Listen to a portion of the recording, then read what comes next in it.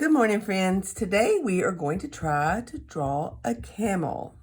So here we go. I'm going to start with the pencil today, just in case I need to erase, and hopefully it's dark enough that you'll be able to see.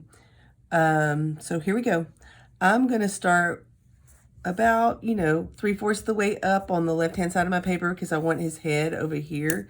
Sometimes when you're planning out a drawing and you want to make sure it fits on the page, you can press real lightly where you kind of want to put things to make sure that you have enough room. And so that's about where I want my head to be. So I'm going to start his neck right in here.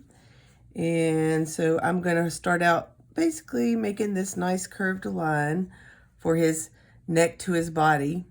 And then for his head, I'm going to have him holding his head up a little bit. I'm going to go back up from my neck. Can you guys see that at all? I'm not sure. And then from there, we'll do the other side of the neck. I want it to be kind of thick. So here's the bottom of the neck. Here's the top of the neck. And it's going to curve even deeper because his neck is like suede. And then it goes up to his backbone and then up to his hump. And then back to his rump. And it's all downhill from there.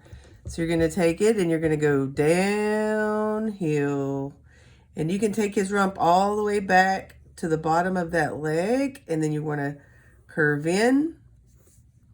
And then you have his foot, which looks kind of like, if I remember correctly, a giraffe foot. It looks like it has two big toes on it.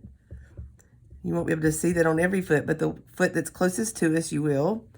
And then it's kind of skinny at the bottom, down where your shin would be, is the bottom of his leg. And then he has this nice big muscular thigh. And I'm using my pencil, so I'm going to take it to about right there. Okay, and it looks kind of funny right now.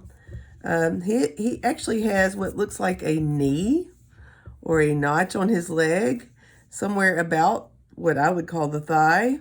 And it's right in here. And you don't have to draw that if you don't want to.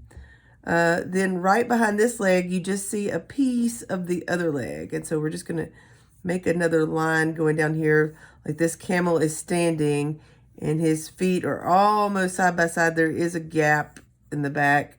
So you can see just the side of that foot. And then you want to take that skinny part up. And then we just assume that the rest of the leg is there. Now while we're back here on the rump, let's go ahead and put the tail in. We're going to come out and down, and then it's going to be a little bushy at the bottom. Okay, and you can just do something like that.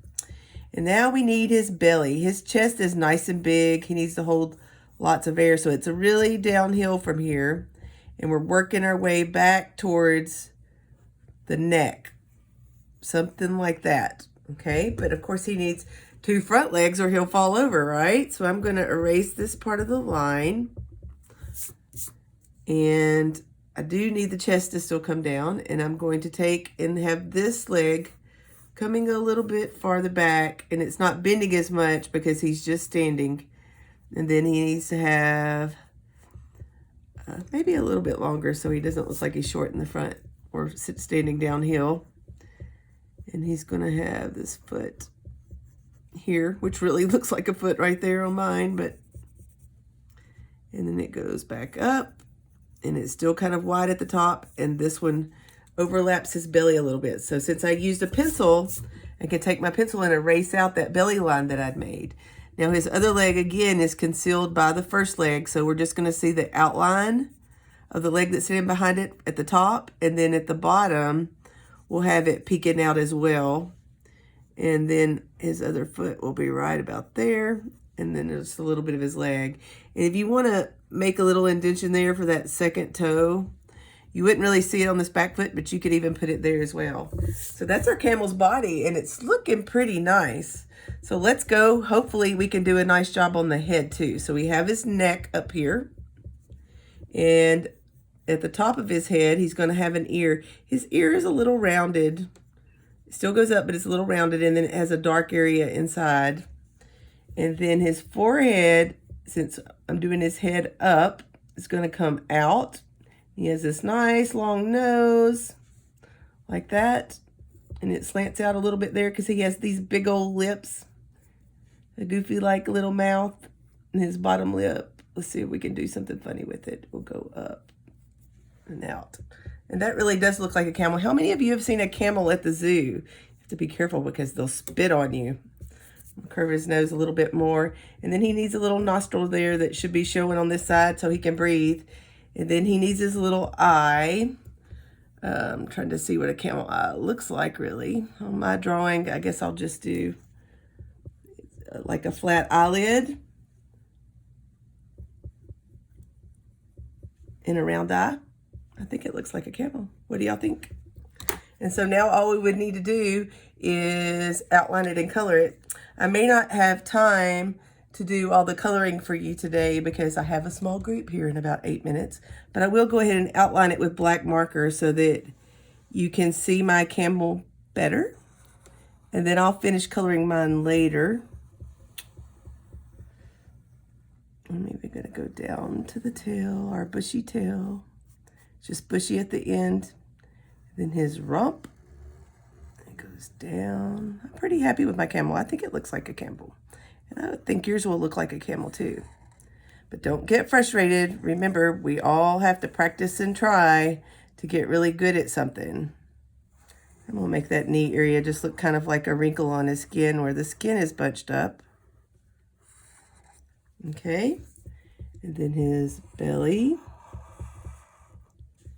And it can come down to there. There's that back leg and then the front leg.